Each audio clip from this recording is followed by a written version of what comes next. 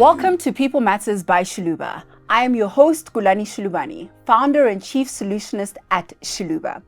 Youth unemployment remains one of our country's biggest challenges, with millions of young people actively looking for work but struggling to find opportunities. Behind these numbers are real people, mentally exhausted, constantly getting rejected and struggling to make ends meet, especially in our current economic climate. Joining us for this important conversation is Boniwe Dunster. Boniwe, please introduce yourself and before we get started. Thank you so much, and thank you for having me today. Sure. What a great honor and a privilege. My name is Boniwe Dunster. As you had said, I'm a HR specialist. That's what I'm known for, or have come to be known for. Yeah. I discuss a lot of HR-related matters. From hiring to firing to anything else in between. And I've been in HR for almost 18 years now. Yeah. So yeah, I think that's my life. And I actually love contributing to young professionals, also to the youth. So I think today's conversation is going to be, a good one because it's something that's really close to my heart.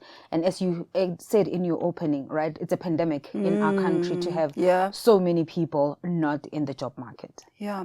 Thank you so much, Boniwe, for joining us. I really do appreciate your time for this conversation. My question is this. There's so much discourse happening online and online is a very small part of the world that we see, right? But the biggest question around youth unemployment is whether do we have a skills issue or do we have an employability issue, right? One side of the conversation is that South African youth are unemployable. The other side, which is something we've discussed, over the years, is that, there's a skills mismatch, right? So what is it exactly that we are struggling with in this country when it comes to youth unemployment? Sure. I think it's actually both, right? And I want to start with the skill set, right? We're saying there's a skills mismatch, but who has the responsibility of bridging that gap? 100%. And unfortunately, the people that are supposed to be leading that conversation, leading that transformation, ensuring that there is a connection or a connect between, higher education and the market, and also, from childhood, throughout high school, there are people that are actually put in place to be able to bridge, that gap or to actually put interventions, to bridge the gap. But they are not doing it. And unfortunately, it hits hard more on the youth. And skill is something that you can teach. So the question is, what skills are we lacking? And why are we not teaching for that skill? And why are higher learning institutions not bridging that gap? Why is early childhood, and high school and so forth are not bridging that gap? So are we saying as a country we are comfortable perpetuating, the same pattern or producing people that are not going to be employed, right? So the skills mismatch can be there, but it's a solvable problem, 100%. Right? It's not as if it's sitting there and there's no solution in the world, right? Come on now. So we can. So that's one, right? Number two, employability is also as a result of the education system or, the design of the system to make them unemployable. And sometimes when we say they are unemployable, it's also because what is it that we are looking for that we ourselves now as employers are not doing? Because we say, they're unemployable, but what are you doing? Then we're waiting on the same government or on the same stakeholders to be fixing what we identify as a problem. And unfortunately, the people that actually suffer in this, it's the actual youth that's actually looking up to either their parents, their education system, the government, corporates, and all. They are looking up to those people that have came before them to actually pave the way, but the way is not being paved, right? So it's a combination of the two. And also, I want to put a responsibility or a challenge as well to people that are employed, right? What is it that I know about the current workplace that I'm not sharing? How many people or youth do I have under my wing 100% that can rely on me to say, Osboniwe, I have an interview, how do I prepare? Yes. Or Osboniwe, what is the market looking for? You know, how is my CV? Yeah. You know, of course we would like to do it for everybody else, but from a capacity point of view, it's difficult. Yeah. But have you actually then taken 1 or 2 people under your wing to say, let me help you navigate the market? You know, so we are also not, forward thinking in terms of how we want to contribute at an individual level to this pandemic. I completely agree with you. I think by the time an individual leaves high school and goes to varsity, in terms of employability and skill, it's a bit too late, right? All these things, it starts literally from foundation phase to the secondary and then into varsity. Sure. And I understand the fact that the economy and the climate is forever changing, but it cannot be a perpetual problem or pandemic, as you called it, because we've had this for how long now? It's been years now. It's been 50 years since 1976. We just celebrated Youth Day just the other day, but we're constantly at this time having the very same conversations. And I completely agree with you. I think we are not doing enough as individuals. We're not doing enough as stakeholders to ensure that we are solving this pandemic that we've essentially created ourselves. Definitely. And one of the things that people struggle with, transitioning from the education system into the market, they talk about communication skills. Yes. How confident you yes. are. Can you hold a firm handshake? Yes. Can you have that direct eye contact? Yes. Are you eloquent enough? And you ask yourself, where in this education system was this, where these skills taught? Exactly. Right? Yeah. Not everybody had the privilege of attending a school that had a debating society. 100%. Or drama. Yes. Or they could participate in extramural activities that will build, that confidence. Yeah. And we somehow expect these 21-year-olds to step into boardrooms with that confidence. How fair are we? Yeah. And it's those simple things that you can teach. You can teach communication skills. You can teach somebody how to to be confident, right? But those are things that are not inherent into the education system. 100%, right? yeah. We just know that you have to be good at maths and science. Yes. We just know that your English marks must be very good for you to be accepted probably into an LLB program. Yes. And your accounting marks for you to be wanna be a CA and all of those things. Those things we know, right? And we've got so many young people out there that are very intelligent, right? But they had not been well developed into some of the skills that we hold in high regard in corporate. So there is also that, because now, are we making sure that whatever language, whether it's your mother tongue or whether it's English as a first or second language, but are we making sure that people understand those languages well? Can they articulate themselves in those languages? Yeah. Is there a debating society? Is there a communication, program? Yeah. So if we don't put those together to help them present themselves in front of your Kulanis and the Boniwas of the world as hiring managers, what's going to happen? Because sometimes it takes, you have to dig deep in yourself as a hiring manager as well to say, I think there's something in there. There's potential there. Because sometimes that's how sometimes we hire people, not 100%. Because they are eloquent or because, they fit, the descriptor, but you're like, listening to this person, I think given the opportunity, we can work with this. But most of the time, hiring managers and corporates, they don't want to do the hard work. Yes, they don't want to do the digging deep, the digging for diamonds, as I like to call it, because sometimes that's exactly what you're having to do, right? And I also think that sometimes we don't take into consideration certain cultural nuances, right? Like you've said, not everybody has gone to a school that has, debating, drama, and all of those things to bring out that character in you, right?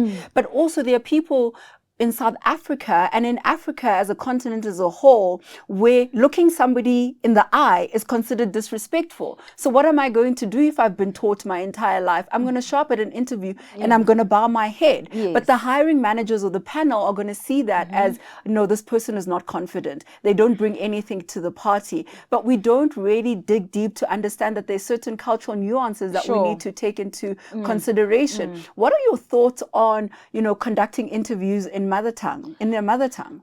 So, yeah, that's a good one. Yeah. I personally, okay, first of all, let's say English is a business language in many countries. 100%. In South Africa as 100%. well, right? Yeah. And you move around different countries or continents, you know, it's easier to converse in English as opposed to your mother tongue. Yeah. But locally, I think we don't really have to make English, you know, a barrier, you know, as an entry into employment. Yeah. And the reason I say that is because once we are all employed and we are sitting in a project meeting, we are ideating and stuff like that, it's easy for all of us to drop in our home language or our mother tongue. All the time. We do it over coffee machines, you know, on the printer, you know, or something. If you can't articulate something well in the meeting, you say, you know, guys, I don't know, but this is what it says in Xhosa or in Sotho. Somebody please help me. 100%. Or probably a direct translation will not work, but this is what I want to say. And some of your colleagues will pick that up. Why can't we do that in interviews? I'm so glad you said it. Why can't we do that in interviews? Yeah. I found myself in a space where somebody would say, you can see the person has the answer. Yeah. But the person does not have the English words. Yeah. And if the panel is also diverse, right, you can just say it in whichever way or 100%. in whichever language. Yes. And then we'll translate it. Whoever is good at that language will translate. Yeah. I once had an interview 2 years ago. Yeah. I think it was a supervisor position that we were interviewing for. And the lady said, connected in Afrikaans, you know, and one of the, so my Afrikaans is fairly good. I schooled in the Free State, so Ge and Het are my thing. So, but one of the panel members was a colored Afrikaans, right? Yeah. And I said, if she says it, please translate it for us 100%. in English, right? And they did that, and we moved on. And some similar things happen with people with Zulu, you know, Xhosa or Venda, especially in deep rural areas that are not talking, you know, these indigenous languages that we find in Gauteng. You know? But I'm saying, what harm does it do to allow somebody to express themselves? Yeah. And I think it's one of the transformations that we really need to bring upon in corporate, right? As long as a person can comprehend English, they can express themselves, and where it's difficult, they can use their mother tongue. Why not? Why not? And also, an interview is a very nerve-wracking process, right? And especially if you're sitting in front of a panel and it's just you and you're a young person, you are coming into this job market thing. I always say, guys, sometimes the English data bundles disappear. They do. And why can we not, as a diverse country, incorporate some of these practices just to make a very difficult situation in very difficult circumstances a lot easier, right? So one of the things that we do, you know, as an organization is that we greet in our mother tongue over the phone or on email, just to make it easier for people, because at the end of the day, like you said, people can comprehend English, but if I'm sitting in an interview and I'm trying to express myself, it might be difficult because it's not my mother tongue. So I share your sentiments. I think in the situations where we're able to make a very difficult situation better for somebody, we should definitely do it. And I think, you know, I'm hoping that the people that are listening to this conversations that are sitting as hiring managers, as HR professionals in corporate South Africa, and even within small businesses, that we start to make the playing field a little easier for the people that are coming into it as well. Yeah, you know, and how many times have you read an article or a journal and you come across a word that you don't know and you go to Google? 100%. Right? Yeah. Or you're listening to, you know, to a podcast, or you're listening to an address and they say a particular word, you're like, okay. And then you Google. We do that all the time. We are also not good at that very same English that we use to measure people. 100%.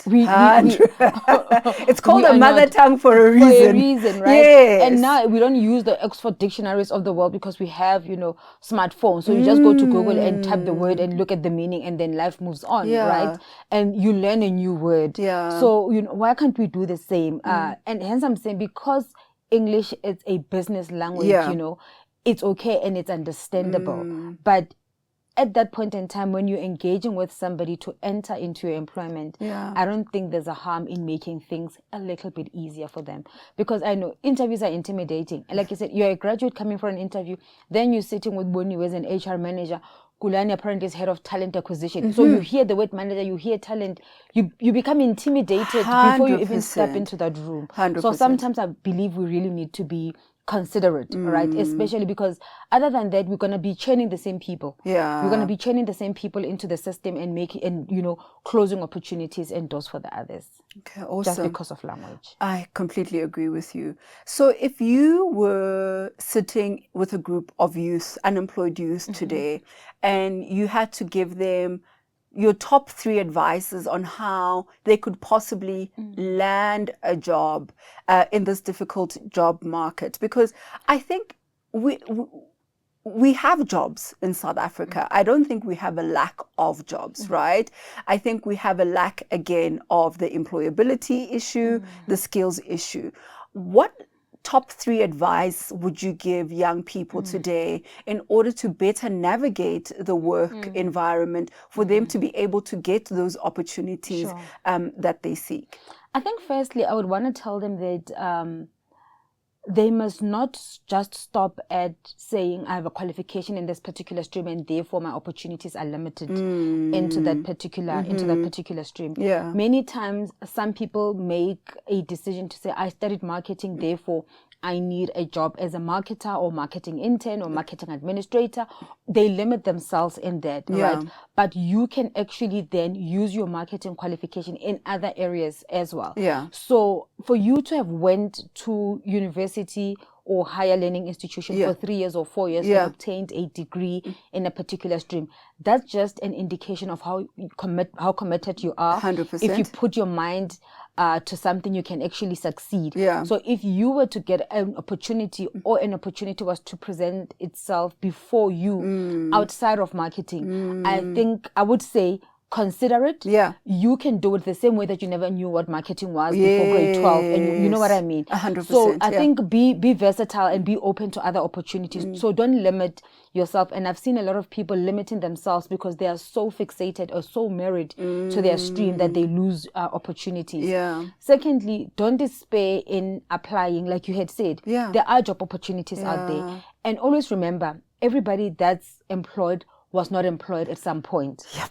They never had experience at some point. They had a first job at some point. So never shoot yourself in the foot because an ad says they're looking for 1 or 2 years experience. It's okay. You already have that 1 or 2 years experience because you've been at university. You've had time management experience. You had, dealing with conflicting deliverables. Sometimes you were actually a member of the SRC or a particular committee in the planning and organizing committee. So don't disregard those activities that you had done when actually going into a job interview to demonstrate what you have. 100%. Because I say when they say do you have experience in time management and planning and planning and organizing? Yes, I've been part of the SRC. Yes, I was part of the of whatever religious group and I had this particular role. So we already gaining life experience and experience in general through our interactions and through our interactions in the communities that we serve. So take that on. So for me, it's important for you not to limit yourself. The third one is like ask for help. Sure. And I know somebody will say we're always asking for help, but we don't get responses. Don't despair. Sometimes people are also inundated. Some people cannot help 10 people at the same time. But if you have that one trusted person that you can reach out to, please do that and do not be shy, right? Ask for help, verbalize your aspirations, tell somebody to say, I've completed this, I'm looking for a job opportunity, I'm looking for a foot into the market, how do I go about it? So, and also don't despise, I'm on my fourth one now. It's okay. No. Go ahead. And also don't despise small beginnings. Just because you studied engineering, you're not going to be an engineer tomorrow. A day after graduation, you will not be an engineer. Yes, you would have qualified, academically, but also you still need to go through a graduate program or some kind of work experience, for you to gain. So never despise, small beginnings. Don't look down on other opportunities because you just need one step in for you to be able to navigate the entire system. And it's easier to navigate from the inside as compared to the outside. 100%. You can even say, I'm going to do this only for a year or 2 years and give yourself timelines. While you are working for that year or two, you're starting to understand understand the dynamics. How does corporate work? How does the job market work? What is actually required? You start building relationships. You start building, meaningful networks. You start positioning yourself, in places that will actually then, grow you. And the last one I would actually say from my side, please also belong to a professional body. Okay. I think that's important, and that's something that's really overlooked, okay. right? And the reason I'm saying belong to a professional body, a lot of professional bodies, they start membership at a young age, at a university level. Yeah.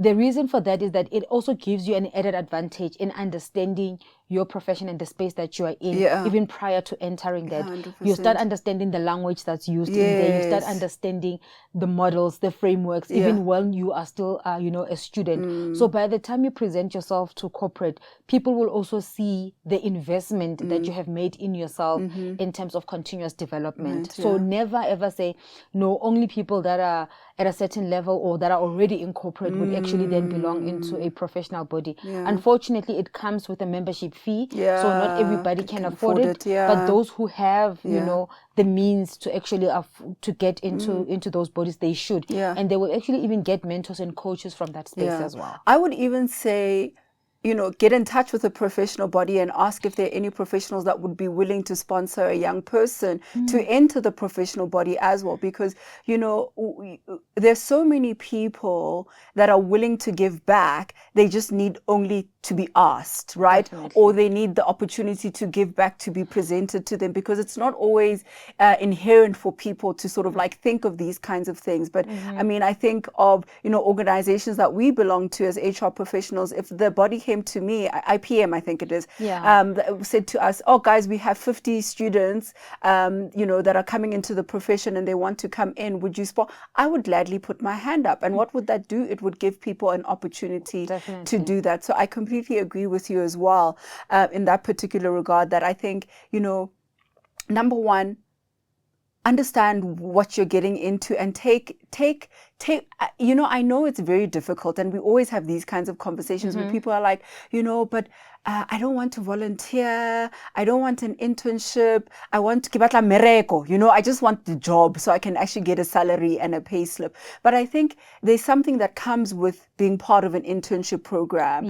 right? There's something that comes with volunteering. Number one, you could decide that actually maybe this is not for me. Yes. And I also think that's okay, right? And it's fine. There are just certain things that you thought I was going to be a marketer, but this marketing thing needs me to be chacharach, and I'm actually quite a reserved human being, right? Sure. So I completely agree with those particular sentiments as well, in terms of, the things that people, and also I think another thing,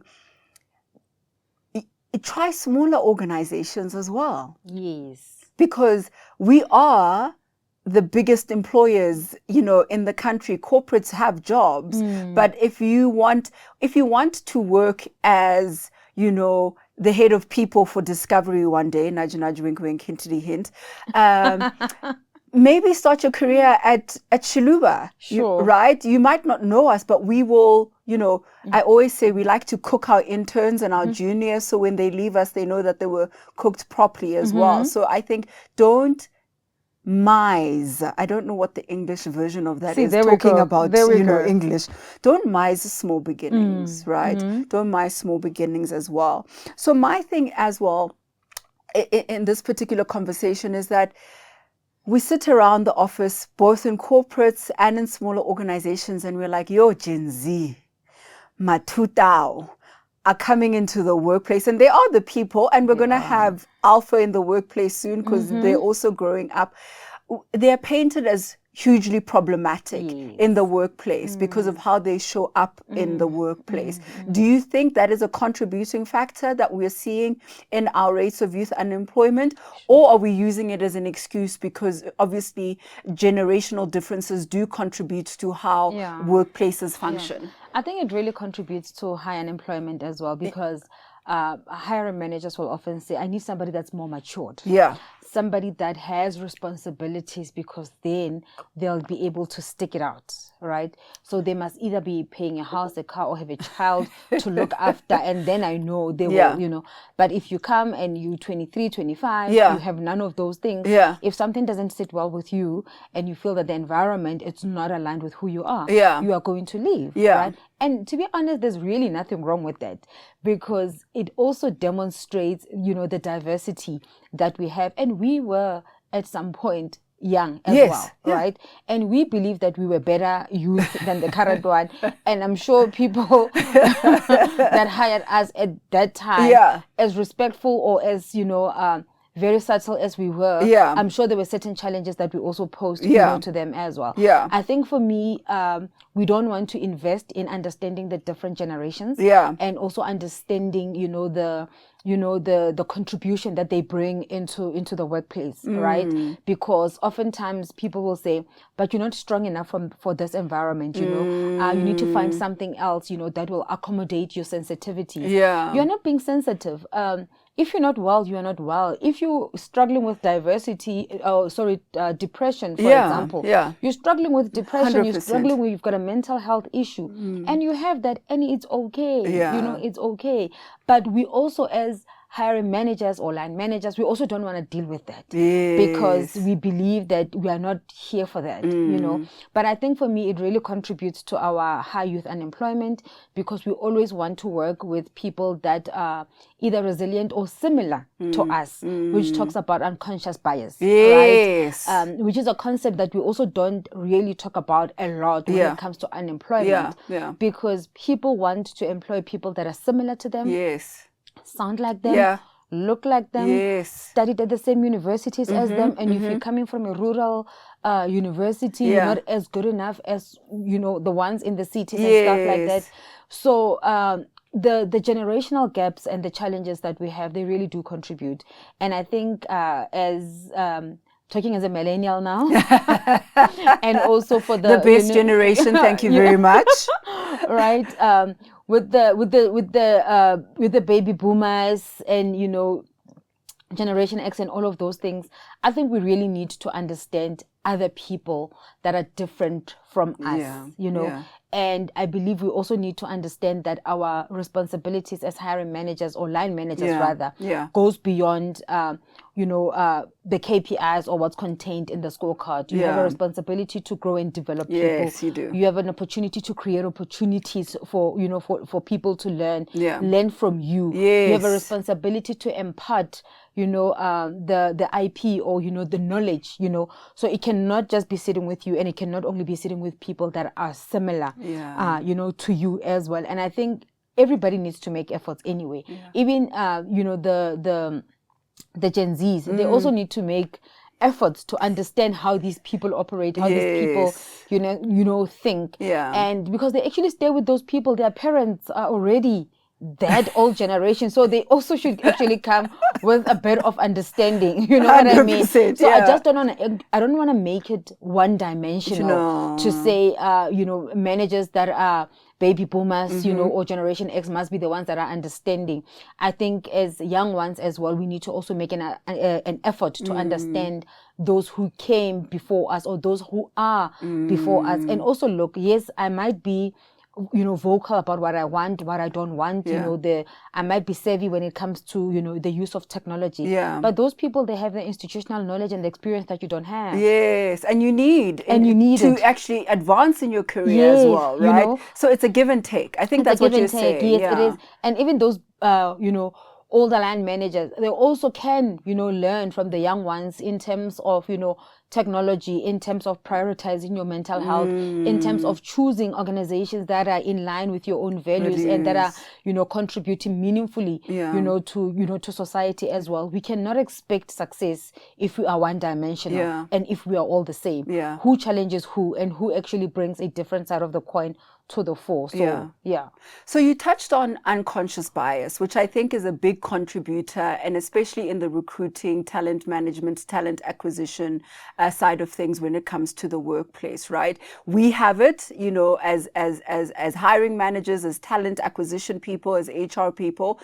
but also the people that we are interviewing also have unconscious bias. How then do we marry what I hold as Gulani, you know, in terms of, you know, I have a very weird thing, and, you know, everybody will forgive me. I always say, and this is from like a dating perspective, oh, I'll never date a man that has a gold tooth or dreadlocks. That's unconscious bias, Sure. right? But we hold that in sentiments to say, oh, you know, this one, you know, came to the interview wearing this and it came across as, how would you advise people to be, number one, conscious? Because if you're not conscious of your unconscious bias, you can't really do anything about it, but then also circumvent it, like look past it. How do people like us do it, and how do people who come into the interview room do it as well? Yeah, that's a difficult one, right? Yeah. And especially if you have not come to a point of acknowledging that you have biases, yes, right? Yes. So I think,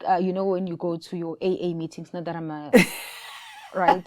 When you go to AA meetings or you've got drug problems, they say, you know, so what psychology says, the first step, you know, to healing, it's acceptance. So you need to accept that I own bias, you know, as well. Yes. But I also think it's putting yourself in a situation to say, if I was in their shoes, you know, how would I want somebody else to receive me? 100%. Right. So I think you need to flip. You need to flip the script. Yes. And also, depending on the environments that we work in, I think it's always good for us to have accountability partners or people that we are honest with, that they can also show us a different lens to the situation. Yeah. But for me, the best one where you've said in interviews and this person does not really gel with you, or you know that you're not attracted to them, but you just need to take a deep breath and say, look, maybe let me understand better, you know, their background. And I think we don't do the background.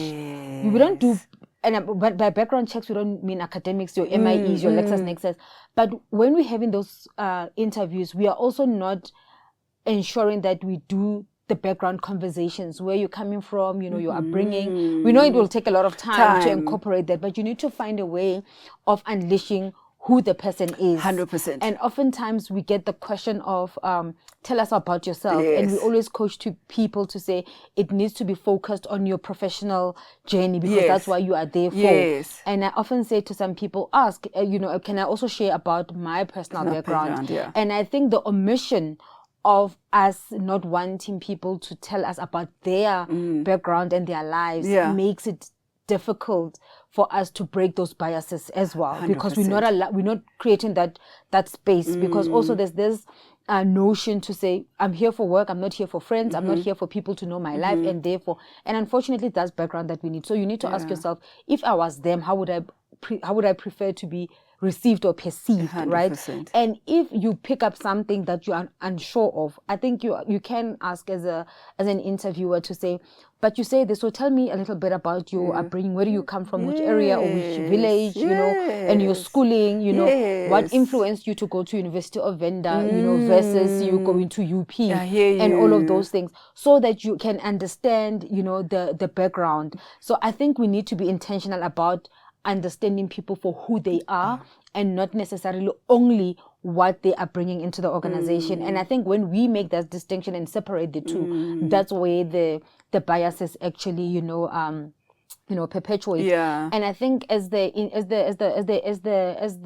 candidate in that conversation, you know, where you can and where you see befitting, or when also given an opportunity to ask questions, and probably you notice something about, you know, Kulani, you can say you come across as somebody who's very learned or who really likes reading and stuff like that. How did you get to that point? You know, how did you develop the love for reading? And what advice would you give me? So that you also break the barrier and the ice, you know, and we just move away a little bit from this competency-based questions and this particular structure of answering questions. And I think because we are following these frameworks and these guidelines, it actually closes us out from actually understanding people for who they truly are. Yeah, because I mean, we bring our entire selves into situations, right? Even the professional ones as well. So you need to get to know Boniwe for who she is beyond the skill sets that she brings to the table as well, because those dynamics will also contribute to how she shows up in the workplace as well, right? She's not only bringing in her expertise, she's also bringing everything that she carries and every title that she carries and hats that she wears as well. So that's very interesting as well. And I think that's something that I think as hiring managers, HR, talent acquisition, we need to break away from that as well. And also for young people to bring yourselves in, bring your entire self into that room as well, because you never know what the opportunity presents itself as well. You never know who's sitting in that room. You might not get that opportunity at that particular situation, but maybe one of the people sitting in the panel is a board member of another organization, and they might want to meet you as well. Which brings me to my next question, right?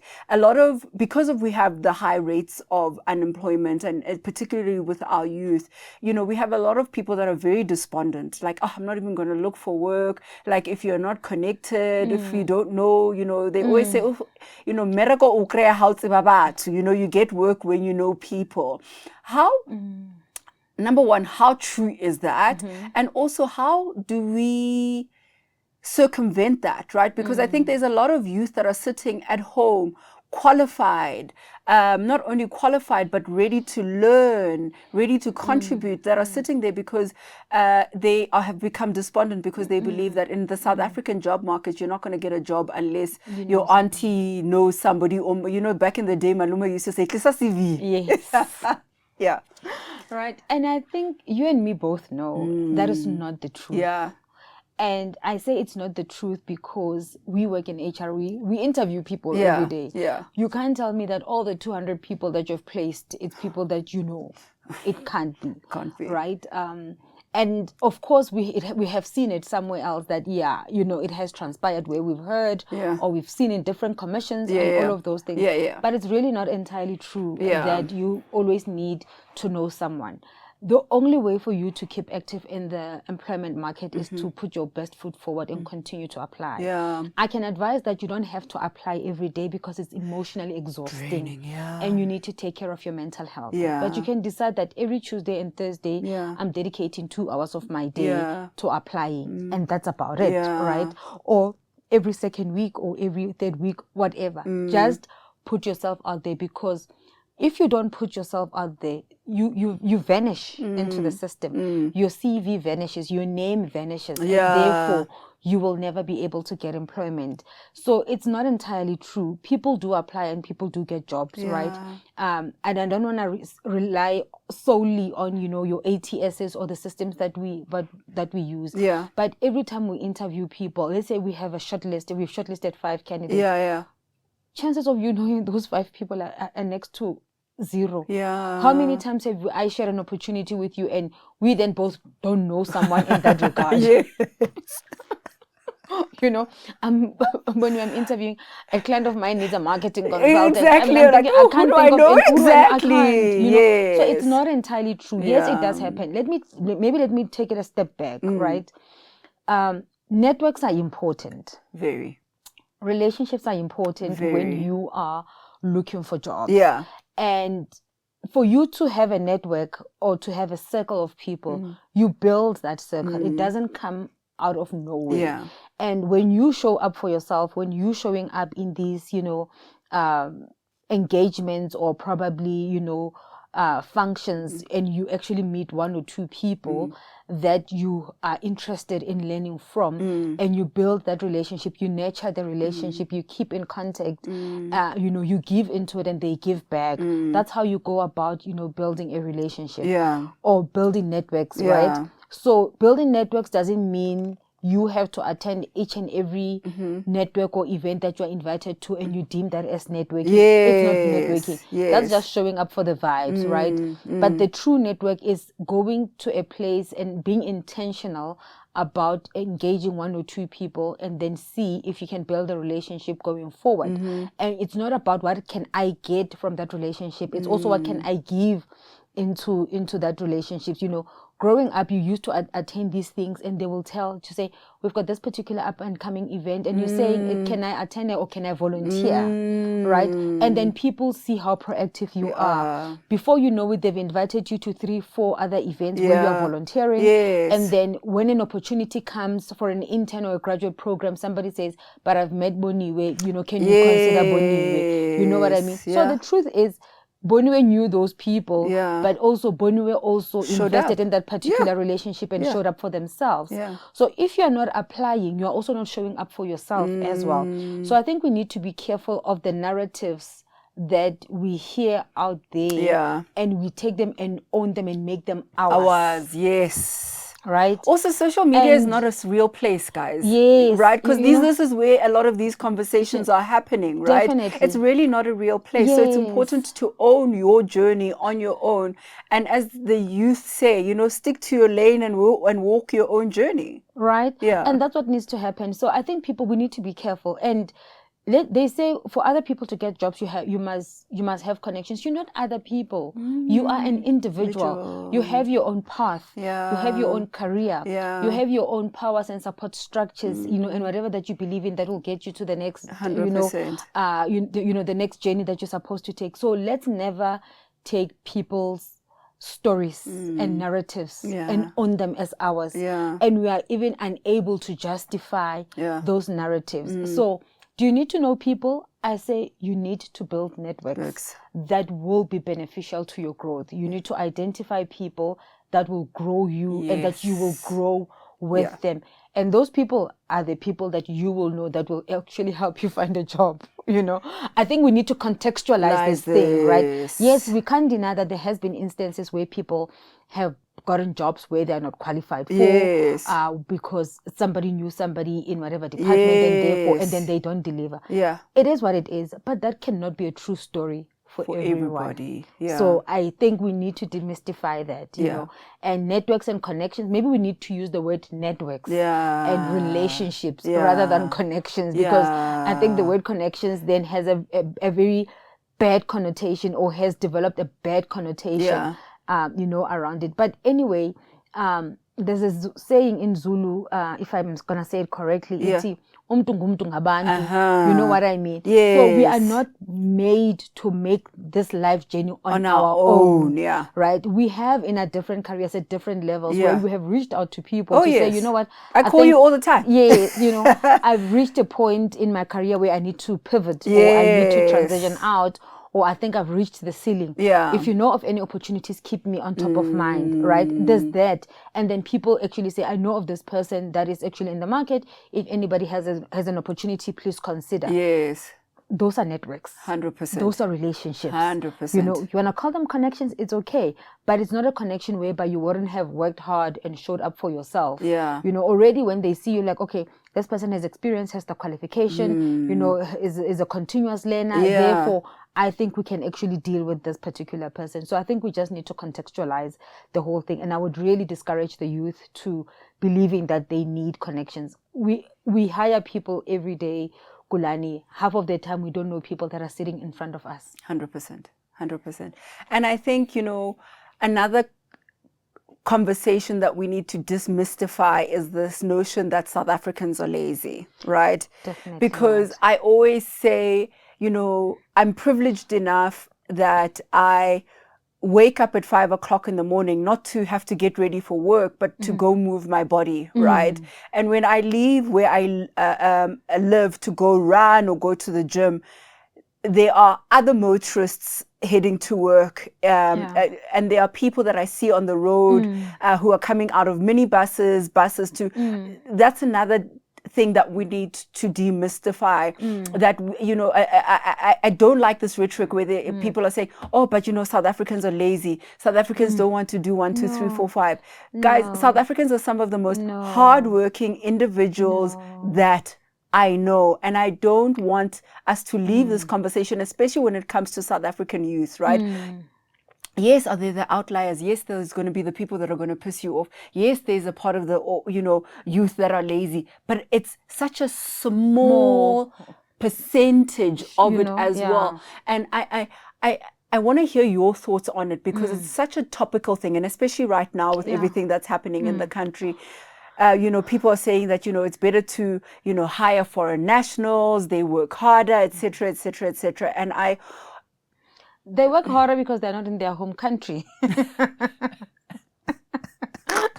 When you visit your aunt at your home, at your mother's home, you'll decide not to wash dishes, and you can stomach your mom shouting you. Thank you. But you'll not visit your uncle and your aunt and not wash dishes. Thank you.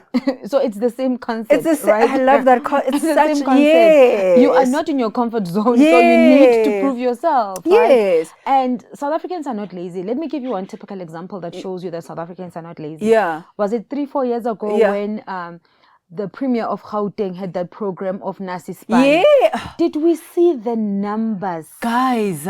Did we see the numbers and the queues and the dropping off? Yes. Right? That cannot be a sign of laziness. Not at all. It can't be a sign of laziness. And even recently, Boniwe, there was, and I don't know how true this is, people can correct me.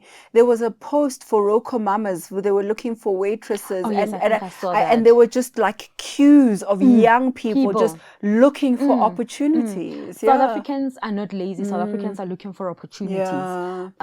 And let's not paint South African youth as that. Yeah. The youth has went to school, they are looking for opportunities. Yeah. People have completed matric and could not afford to go beyond that space. And they can take anything that comes their way. Yeah. One thing about South Africa is that most South Africans, they know their rights. Yeah. Right? Yes. So when we say the other nationalities are actually working hard, because either you have fled from your country because there was a war or whatever that was happening, or the country's economy is just not functional. Yeah. When you come to South Africa looking for better, you are bound to work harder, irrespective of whatever conditions are put before you. Yeah. But a South African person will actually tell you that, but no, there's a minimum wage. Therefore, you cannot pay me below that minimum wage. And by virtue of you saying that, we cannot paint you as being lazy, right? A South African will say, no, but I'm actually entitled to have 15 days of annual leave. Yes. I'm entitled to 30 days of sick leave, yes. right? I'm entitled to compassionate leave because I've lost my mom. Chances of other people saying that, especially if they do not have the right papers or they do not understand the local legislation, it will not be easier for them to argue or fight for their rights in that regard. I think South Africans just wants to be treated with respect and with fairness 100%. That they deserve, within their mother country. But that Roko Mamas, I read about it or I saw it like on the social media. But the same way that we saw the Nasi Span, how people were desperate, looking for jobs. How we see this EPW, people, on the roads coming to work in the morning. Yeah. I don't think anyone will opt to sit and be lazy and not have a source of income in this tough economy. 100%. Our youth is not lazy. Let's give them an opportunity. 100%. And let's give them an opportunity and let's groom them. Yeah. And then let's see if they are still lazy or not. So 100%. I don't want to use that phrase that they are lazy. If you're saying they are lazy, either you saying yourself you are lazy. You know of yourself, because how else do you know that they are lazy? Who have you given the opportunity and they did not show up? Yeah, we have one or two people that will always take chances. Guys, there's always an outlier. Yeah. There's always the black sheep. Guys, we all have that uncle, right? And that's the same everywhere. In society, there will always be a few rotten potatoes. But that does not mean that the entire bag needs to be thrown out. Definitely. There are still people in that need to be given opportunities, and we can't paint everybody with the same brush. Definitely. So I'm of that notion. They're not lazy. Let's give our youth an opportunity. And also there's this other thing that's been bugging me for long with youth unemployment. Yeah. We talk about youth unemployment. Yeah. And then we're also having these conversations as a country of extending the retirement age. Then I'm saying, where is the disconnect? And we didn't talk about that, and I'm sorry I'm bringing it. No, it's a good one to bring up. I'm bringing it at the tail end of this conversation. Yeah. And then you read a newspaper article, or you come across something on the bulletin, like the retirement age is is being proposed to be like 60, 68 or 67 or 70. And then you've got corporates that are writing these motivations and whatever to the pension funds administrators to increase the retirement age. Why? Because they haven't identified successors, or they don't have programs for knowledge transfer or knowledge exchange, and therefore somebody at the age of 75, it's actually still in corporate earning a living, while we are saying we have youth unemployment. So sometimes it's so disingenuous how we're solving this problem, right? You look at these things and you're like, okay, if we're extending, it means it takes away the opportunity of absorbing. Thank you. Guys, can we just be honest? Yes. And can we just do the right thing? 100%. I know I'm sure I'll get to 65 and I'll be expected to retire, and I feel that I'm energetic enough, and I'll understand why they must extend, my employment. But let's be honest, let's truly be honest as a country. We can't say we have this problem, but we can't say the older you are, we're going to keep you because now you're doing better or better for us. And therefore, and I think we need to look at this whole retirement age extension in totality, holistically, 100%. and look at the food chain. And we know other issues that we are faced in the country, especially in terms of pension fund savings and the administrations of certain funds that were not administered well, where they don't actually have enough funds for when people retire, they won't have their savings. I know they are solving for other things by doing this, but it's also not solving for the other big problem that we have of the youth unemployment. Agreed. I also just think that if we're campaigning to keep the 65 plus in the workplace, how are we utilizing that group of people to ensure that the 35 and younger are being able to be absorbed as well? I also just think, the job market is lazy. The youth might not be lazy, but in this particular situation, the job market is lazy because we're not doing enough to ensure that the skills transfer is happening and that we're absorbing new talent into the market as well, because we'd rather keep what we have and what we know because it works better for us, which means that we are now not giving, the people that should be given opportunities an opportunity to actually come in and contribute as well. Right? Definitely. So that's where we are. But I'm truly hoping that this was an eye-opener for a lot of the viewers, but also for the youth not to despair. Yes. There are opportunities. We need to just, have the right energy and mindset to find them, navigate through them, and just get people to help us access them as well. There are opportunities. There are. Boniwe, thank you so much for joining us for this very, very important conversation. I hope this has added value to you, our listeners, to the youth that are listening, to the parents that are listening as well. Comment down below if you have any questions. The team will be ready to answer any questions. But Boniwe, thank you once again for joining us today for this conversation.